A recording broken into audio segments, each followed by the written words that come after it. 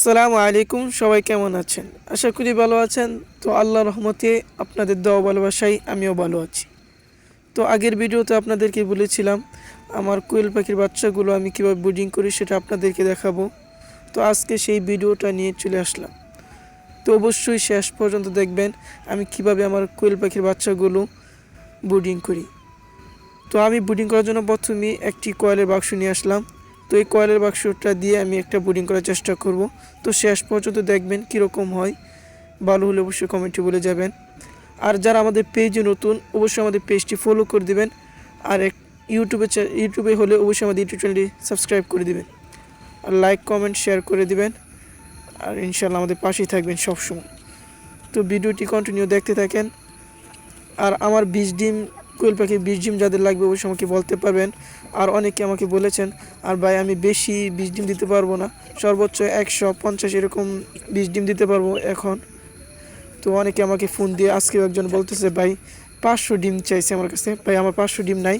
তো কয়েকজনে চাইছে 50 পিস, এরকম কয়েকজনে চাইছে, তাদেরকে দিতে পারবো ইনশাল্লাহ। তো তাদেরকে দিয়ে দেবো ইনশাল্লাহ। তো এত ভাই দিতে পারবো না এখন আপাতত। তো আমি নিজে চেষ্টা করতেছি, আমি নিজেই বাচ্চাগুলো ফোটানোর চেষ্টা করতেছি। তো আমার কয়েকটা পাখি হয়েছে, এখন এই মেশিনটা বিক্রি করে তো আমি একটা বড় মেশিন কেনার চেষ্টা করবো ইনশাল্লাহ। তো কিছুদিনের মধ্যে কিনবো, আপনাদেরকে দেখানোর চেষ্টা করব।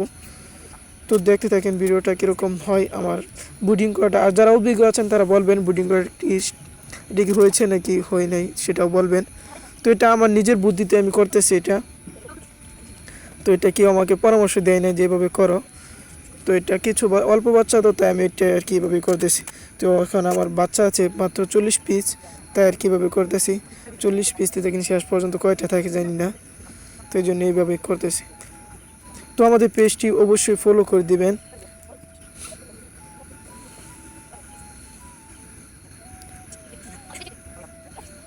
তো এখানে আমি লাইট সেট আপ করে নিলাম। তো এখন সকেট আর একটি লাইট লাগিয়ে নিলাম, এটা আমার 60 পাওয়ারি লাইট। তো এটা লাগিয়ে নিলাম।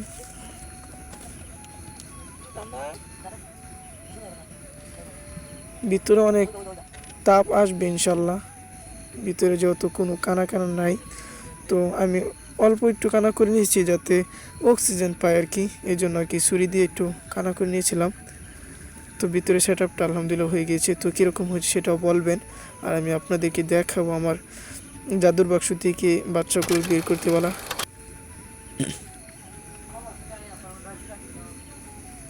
তো আলহামদুলিল্লাহ আমাদের সেট আপটা কিন্তু শেষ প্রায়। এখন আমি বাচ্চাগুলো দিব ইনশাল্লাহ, জাদুর বাক্স থেকে বের করব। যদি এখন আমাদের পেজটিতে আপনি ফলো না করেন অবশ্যই আমাদের পেজটি একটু কষ্ট করে ফলো করে দেন আর ইউটিউব চ্যানেলটি সাবস্ক্রাইব করে দেন। এখানে আমার ডিম থেকে মাত্র 10টা ডিম নষ্ট হয়েছে।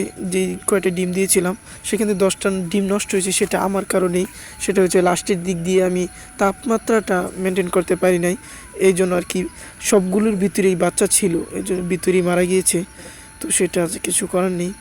তো আলহামদুলিল্লাহ আমার বাচ্চাগুলো সবগুলোই জাদুর বাক্স থেকে বের করে ফেললাম। তো সবাই মাশাআল্লাহ বলবেন আর আমাদের পেজে অবশ্যই লাইক কমেন্ট শেয়ার করে দেবেন। ধন্যবাদ, দেখা হবে পরের কোনো ভিডিওতে। আসসালামু আলাইকুম। আরেকটি কথা, আমি আবারও ডিম আমার জাদুর বাক্সতে দেবো, সেই ভিডিওটা আপনাদেরকে দেখানোর চেষ্টা করব। আর কীভাবে ডিম দিই সেটা আপনাদেরকে বলবো, কী কী করতে হয় সেটাও বলার চেষ্টা করব ইনশাআল্লাহ।